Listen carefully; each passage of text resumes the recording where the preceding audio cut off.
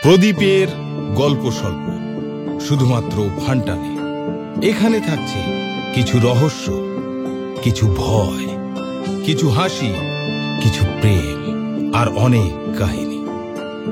Any digital copy of this content leading to piracy is a crime.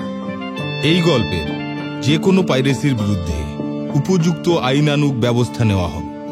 Piracy দণ্ডনীয় অপরাধ। অনুগ্রহ করে piracy করবেন না ও পাইরেসি সাপোর্ট করবেন না।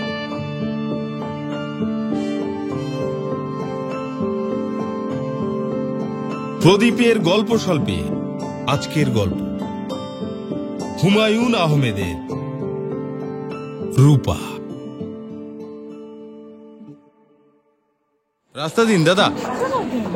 ও একটু সরবেন, একটু সরবেন। Sir, excuse me sir, Chittagong মেলটা কি চলে গেছে? ট্রেন আজ লেট 2 ঘন্টা। কি 2 ঘন্টা?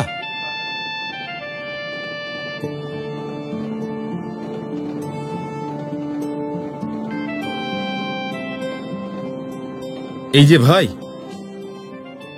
আপনি কি একটা ইন্টারেস্টিং গল্প শুনতে চান? আমি ভদ্রলোকের দিকে অবাক হয়ে তাকালাম। কিছুক্ষণ আগে তার সঙ্গে আলাপ হয়েছে, তাও এমন কোনো আলাপ না। আমি ট্রেনের জন্য অপেক্ষা করছি কিনা জানতে চাইলেন। আমি বললাম হ্যাঁ, এবং ভদ্রতা করে জানতে চাইলাম, আপনি কোথায় যাচ্ছেন? ভদ্রলোক হাসি মুখে বললেন, আমি কোথাও যাচ্ছি না, আমি আমার স্ত্রীকে রিসিভ করতে এসেছি। ও চিটাগাং থেকে আসছে, ট্রেন 2 ঘন্টা লেট, ফিরে যেতে ইচ্ছে করছে না। বাসায় যাব, আবার আসব, ভাবলাম অপেক্ষা করি। তার সঙ্গে এইটুকুই আমার আলাপ। এই আলাপের সূত্র ধরে কেউ যখন বলে, ভাই আপনি কি একটা ইন্টারেস্টিং গল্প শুনতে চান, তখন খানিকটা হলেও বিস্মিত হতে হয়। অপরিচিত লোকের কাছ থেকে গল্প শোনার আগ্রহ আমার বরাবরই কম। তাছাড়া আমি আমার দীর্ঘদিনের অভিজ্ঞতায় লক্ষ্য করেছি, ইন্টারেস্টিং গল্প বলে যে গল্প শুরু হয় সে গল্প কখনোই ইন্টারেস্টিং হয় না। আমি কিছুক্ষণ কথা না বলে চুপ করে রইলাম। ভদ্রলোক বুদ্ধিমান হলে আমার চুপ করে থাকার অর্থ বুঝতে পারবে, বুদ্ধিমান না হলে এই গল্প আমার শুনতেই হবে। দেখা গেল ভদ্রলোক মোটেই বুদ্ধিমান নন। পকেট থেকে পানের কৌটা বের করে পান সাজাতে সাজাতে গল্প শুরু করলেন। আপনি নিশ্চয়ই খুব বিরক্ত হয়ে আমার কথা শুনছেন। নিতান্তই অপরিচিত একজন মানুষ হড়বড় করে গল্প বলা শুরু করেছে। বিরক্ত হবারই কথা, কিন্তু সমস্যাটা কি জানেন? আজ আমার জন্য একটা বিশেষ দিন। এই বিশেষ দিনে আমার মজার গল্পটা কাউকে না কাউকে বলতে ইচ্ছা করে। যদি অনুমতি দেন গল্পটা বলি। হ্যাঁ বলুন। আপনি কি পান খান? জি না। একটা খেয়ে দেখুন, মিষ্টি পান, খারাপ লাগবে না। আপনি কি বিশেষ দিনে গল্পের সঙ্গে সঙ্গে সবাইকে পানও খাওয়ান? ভদ্রলোক হেসে ফেললেন, আন্তরিক ভঙ্গিতেই হাসলেন। ভদ্রলোকের বয়স 40-এর মতো হবে, অত্যন্ত সুপুরুষ। ধবধবে সাদা পায়জামা পাঞ্জাবিতে তাকে চমৎকার মানিয়েছে। মনে হচ্ছে তিনি স্ত্রীর জন্য খুব সেজেগুজেই এসেছেন। প্রায় 20 বছর আগের কথা। আমি তখন ঢাকা বিশ্ববিদ্যালয়ে অনার্স করছি, পদার্থবিদ্যায়। এখানে অন্ধকার বলে আপনি সম্ভবত আমাকে পরিষ্কার দেখতে পাচ্ছেন না। আলো থাকলে বুঝতেন আমি বেশ সুপুরুষ। 20 বছর আগে দেখতে রাজপুত্রের মতো ছিলাম। ছাত্র মহলে আমার নামও ছিল দ্য প্রিন্স। মজার ব্যাপার হচ্ছে, মেয়ে মহলে আমার কোনো পাত্তা ছিল না। আপনি ব্যাপারটা লক্ষ্য করেছেন কিনা জানি না, পুরুষদের রূপের প্রতি মেয়েরা কখনো আকৃষ্ট হয় না। পুরুষদের সবকিছুই তাদের চোখে পড়ে, রূপ চোখে পড়ে না। বিশ্ববিদ্যালয় জীবনে কোনো মেয়ে আমার সঙ্গে ভাব করার জন্য কিংবা কথা বলার জন্য এগিয়ে আসেন। আমিও নিজে থেকে এগিয়ে যাই, কারণ আমার তোতলামি আছে। কথা আটকে যায়। আমি ভদ্রলোককে থামিয়ে দিয়ে বললাম, আমি তো কোনো তোতলামি দেখছি না, আপনি চমৎকার কথা বলে যাচ্ছেন। বিয়ের পর আমার তোতলামি সেরে যায়। বিয়ের আগে প্রচন্ড রকম ছিল, অনেক চিকিৎসা করেছি। মার্বেল মুখে নিয়ে কথা বলা থেকে শুরু করে হোমিওপ্যাথি ওষুধ, পীর সাহেবের তাবিজ, কিছুই বাদ দেয়নি। যাই হোক, গল্পে ফিরে যাই। আমার সাবসিডিয়ারি ছিল ম্যাথ এবং কেমিস্ট্রি। কেমিস্ট্রির সাবসিডিয়ারিতে একটি মেয়েকে দেখে আমার প্রায় দম বন্ধ হয়ে যাবার মতো অবস্থা হলো। কি মিষ্টি চেহারা, দীর্ঘ পল্লব, ছায়াময় চোখ। সেই চোখ সবসময় হাসছে। ভাই, আপনি কি কখনো প্রেমে পড়েছেন? জি জি জি না। প্রেমে না পড়লে আমার সেই সময়কার মানসিকতা আপনাকে বুঝাতে পারব না। আমি প্রথম দিন মেয়েটিকে দেখেই পুরোপুরি অসুস্থ হয়ে পড়লাম। সারা রাত ঘুম হলো না।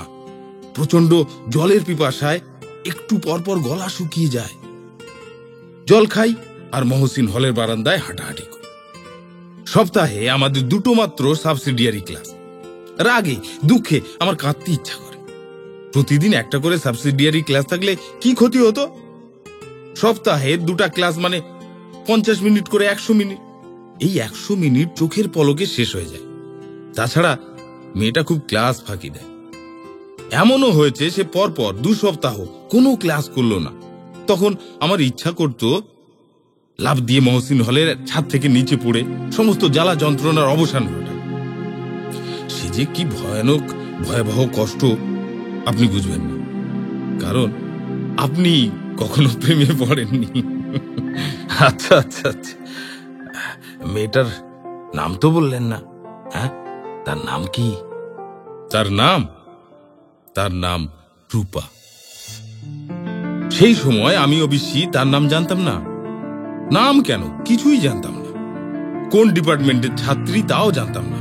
শুধু জানতাম তার সাবসিডিয়ারিতে কেমিস্ট্রি আছে এবং সে কালো রঙের একটা মরিস মাইনর গাড়িতে করে আসে। গাড়ির নাম্বার V8781। আপনি তার সম্পর্কে কোনো রকম খোঁজ নেননি? না, খোঁজ নিইনি। কারণ আমার সব সময় ভয় হতো খোঁজ নিতে গেলেই জানবো মেয়েটির হয়তো বা কারোর সঙ্গে ভাব আছে। একদিনের একটা ঘটনা বললেই আপনি বুঝতে পারবেন। সেদিন সাবসিডিয়ারি ক্লাসের শেষে আমি হঠাৎ লক্ষ্য করলাম মেয়েটা হেসে হেসে একটা ছেলের সঙ্গে গল্প করছে। আমার সমস্ত শরীর কাঁপতে লাগলো। মনে হলো আমি অজ্ঞান হয়ে পড়ে যাব। সব ক্লাস বাদ দিয়ে চলে এলাম এবং কিছুক্ষণের মধ্যেই সমস্ত শরীর কাঁপিয়ে আমার জ্বর এসে গেল। আশ্চর্য তো বটেই। পুরো 2 বছর আমার এইভাবেই কাটল। পড়াশোনা মাথায় উঠল। তারপর একদিন অসীম সাহসের কাজ করে ফেললাম। মরিস মাইনর গাড়ির ড্রাইভারের কাছ থেকে ওর বাড়ির ঠিকানা জেনে নিলাম। তারপর মেয়েটিকে সম্বোধনহীন একটা চিঠি লিখলাম। কি লিখেছিলাম এখন আর মনে নেই, তবে চিঠির বিষয়বস্তু হচ্ছে আমি তাকে বিয়ে করতে চাই। তাকে রাজি হতেই হবে। রাজি না হওয়া পর্যন্ত আমি তাদের বাড়ির সামনে না খেয়ে পড়ে থাকব, যাকে পত্রিকার ভাষায় বলে আমরণ অনশন। কি গল্পটা আপনার কাছে ইন্টারেস্টিং মনে হচ্ছে? হ্যাঁ হ্যাঁ হ্যাঁ হ্যাঁ হচ্ছে। তারপর কি হলো বলুন? হ্যাঁ, চিঠি ডাকে পাঠিয়ে দিলেন? না, নিজেই হাতে করে নিয়ে গেলাম। ওদের বাড়ির দারোয়ানের হাতে দিয়ে বললাম, এ বাড়ির একজন দিদি আছেন না, ইউনিভার্সিটিতে পড়েন, তার হাতে দিয়ে এসো। দারোয়ান লক্ষ্মী ছেলের মতো চিঠি নিয়ে চলে গেল এবং কিছুক্ষণের মধ্যেই ফিরে এসে বলল, দিদি বলেছেন তিনি আপনারে চিনেন না। আমি বললাম, তিনি ঠিকই বলেছেন, তবে আমি তাকে চিনি, এটাই যথেষ্ট। এই বলে আমি গেটের বাইরে খুঁটি গেড়ে দাঁড়িয়ে গেলাম। বুঝতেই পারছেন, নিতান্তই পাগলের কাণ্ড। সেই সময় মাথা আসলেই বেঠিক ছিল আর লজিক নষ্ট হয়ে গিয়েছিল। যাই হোক, সকাল 9টা থেকে বিকাল 4টা পর্যন্ত কোনো রকম ঘটনা ছাড়াই গেটের সামনে দাঁড়িয়ে রইলাম। লক্ষ্য করলাম দোতলার জানালা থেকে মাঝে মধ্যে কিছু কৌতূহলী চোখ আমাকে দেখছে। বিকেল 4টায় এক ভদ্রলোক বাড়ি থেকে বের হয়ে কঠিন গলায় বললেন, যথেষ্ট পাগলামি হয়েছে, এখন বাড়ি যাও। আমি তার চেয়েও কঠিন গলায় বললাম, যাব না, পুলিশে খবর দিচ্ছি, পুলিশ এসে তোমাকে এক্ষুনি ধরে নিয়ে যাবে। কোনো অসুবিধা নেই, খবর দিন। ইউ রাস্কেল, মাতলামি করার জায়গা পাও না? হ্যাঁ, যাও এখান থেকে। গালাগালি করছেন কেন? আমি তো আপনাকে গালি দিচ্ছি না। ভদ্রলোক রাগে জ্বলতে জ্বলতে বাড়ির ভেতর চলে গেলেন। তারপর পরই শুরু হলো বৃষ্টি, ঢালাও বর্ষণ। আমি ভিজছি নির্বিকার ভঙ্গিতে, সঙ্গে সঙ্গে বুঝছি যে জ্বর এসে যাচ্ছে। সারাদিন রোদে পড়ার পর এই ঠান্ডা বৃষ্টি সহ্য হবে। তখন একটা বেপরোয়া ভাব চলে এসেছে, যা হওয়ার হবে। ক্ষুধায় ক্লান্তিতে শরীর অবসন্ন, মাঝে মাঝেই মনে হচ্ছে এই বুঝি মাথা ঘুরে পড়ে গেল। ইতিমধ্যে আশেপাশের মানুষদের কৌতূহলী দৃষ্টি আকর্ষণ করতে সমর্থ হয়েছে। বেশ কয়েকজন আমাকে জিজ্ঞেস করলেন, কি হয়েছে, এখানে দাঁড়িয়ে দাঁড়িয়ে ভিজছেন কেন? আমি তাদের সবাইকেই বলেছি, আমাকে নিয়ে মাথা ঘামাবেন না, আমি একজন পাগল মানুষ। মেয়েটির বাড়ি থেকেও হয়তো টেলিফোনে এই বিচিত্র ঘটনার কথা কাউকে কাউকে জানানো হয়েছে। 3টি গাড়ি তাদের বাড়িতে এলো। গাড়ির আরোহীরা রাগী ভঙ্গিতে আমার দিকে অনেকক্ষণ তাকিয়ে বাড়ির ভেতর ঢুকলেন। রাত 9টা বাজল। বৃষ্টি এক মুহূর্তের জন্য থামল না। জ্বরে তখন আমার গা পুড়ে যাচ্ছে, দাঁড়িয়ে থাকতে পারছিলাম না, পা ছড়িয়ে বসে পড়ল। দারোয়ান এসে আমাকে ফিসফিস করে বলল, শোনেন সাহেব, পুলিশ আনতে চাইতেছে, আর আমাদের বড় দিদি রাজি না। হ্যাঁ, বড় দিদি আপনার অবস্থা দেখিয়া খুবই কান্তাছে। টাইট হইয়া বইয়া থাকেন, এইখানে টাইট হইয়া বইয়া থাকে। আমি টাইট হয়ে বসে রইলাম। রাত 11টা বাজল। ওদের বাড়ির বারান্দায় বাতি জ্বলে উঠল। বসার ঘরের দরজা খুলে মেয়েটি বের হয়ে এল। মেয়েটির পেছনে পেছনে ওদের বাড়ির সব কজন মানুষ। ওরা কেউ বারান্দা থেকে নামলো না। মেয়েটি একা এগিয়ে এলো, আমার সামনে এসে দাঁড়াল এবং অসম্ভব কোমল গলায় বলল, কেন এমন পাগলামি করছেন? আমি হতভম্ব হয়ে তাকিয়ে রইলাম। কারণ এই মেয়ে সেই মেয়ে নয়, অন্য একটি মেয়ে। একে আমি কোনো দিন দেখিনি। হ্যাঁ, মরিস মাইনর গাড়ির ড্রাইভার আমাকে ভুল ঠিকানা দিয়েছে, হয়তো ইচ্ছা করেই দিয়েছে। মেয়েটি নরম গলায় বলল, আসুন, ভেতরে আসুন, টেবিলে খাবার দেওয়া হয়েছে, আসুন তো। হ্যাঁ, আমি উঠে দাঁড়ালাম, বলতে চেষ্টা করলাম, কিছু মনে করবেন না, আমার ভুল হয়ে গেছে। আপনি সেই মেয়ে নন, আপনি অন্য একজন। মেয়েটির মমতায় ডুবানো চোখের দিকে তাকিয়ে এই কথা বলা সম্ভব হলো না। এত মমতা নিয়ে কোনো নারী, জানেন, আমার দিকে তাকায় না। জ্বরের ঘোরে আমি ঠিক মতো পা ফেলতে পারছিলাম না। মেয়েটি এসে আমার কাছে বলল, আপনার বোধহয় শরীর খারাপ, আপনি আমার হাত ধরে হাঁটুন, কোনো অসুবিধা নেই। অসুবিধা? বাসার সবাই বারান্দায় দাঁড়িয়ে কঠিন চোখে আমাদের দিকে তাকিয়ে আছে। তাদের সবার কঠিন দৃষ্টি উপেক্ষা করে মেয়েটি হাত বাড়িয়ে দিল। যে গভীর ভালোবাসায় হাত বাড়ালো, সেই ভালোবাসাকে উপেক্ষা করার ক্ষমতা ঈশ্বর মানুষকে দেননি। আমি তার হাত ধরলাম। এই 20 বছর ধরেই ধরে আছি। মাঝে মাঝে এক ধরনের অস্থিরতা বোধ করি। ভ্রান্তির এই গল্প আমার স্ত্রীকে বলতে ইচ্ছা করে, বলতে পারি না। তখন কি হয় জানেন তো, আপনার মতো অপরিচিত একজন কাউকে খুঁজে বের করি, গল্পটা বল। কারণ আমি জানি এই গল্প কোনো দিন আমার স্ত্রীর কানে পৌঁছাবে না। আচ্ছা ভাই, উঠি, আমার ট্রেন এসে গেল। ভদ্রলোক উঠে দাঁড়ালেন।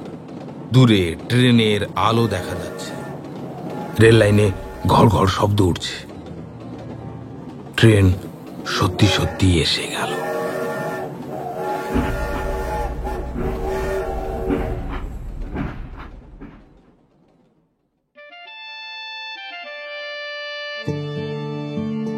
প্রদীপের গল্প স্বল্প আজ এই পর্যন্ত। পরের সপ্তাহে শনিবার ঠিক বিকেল 5টায় হাজির হব এক নতুন গল্প নিয়ে। শুনছেন তো আপনি? অন্যকে শোনানোর জন্য like, share and subscribe my channel ফান্টান।